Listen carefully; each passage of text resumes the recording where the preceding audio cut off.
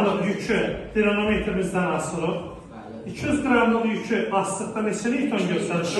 2 Newton qüvvə göstərir. Və mən bunu mayenin içərisinə daxil etdikdə dinamometrin göstərişinə fikir verir uşaqlar. Görün azalacaq yoxsa artacaq?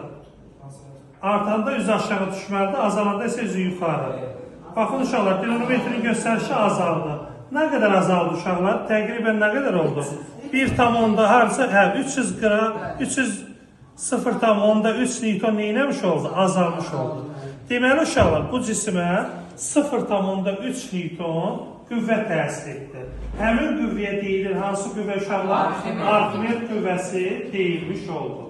Aydın oldu. İndi gəlin arximet qüvvəsinin tapılmasına baxalım uşaqlar. Neçə Newton tapdıq uşaqlar? 0,3 Newton. Yaxud da 0,3 Newton. Düzdür? Gəlin bu 0,3 Newton uşaqlar. Biz baxıb görək, həqiqətən də 0,3 Newton arximet qüvvəsi təsir edir, yoxsa etmir.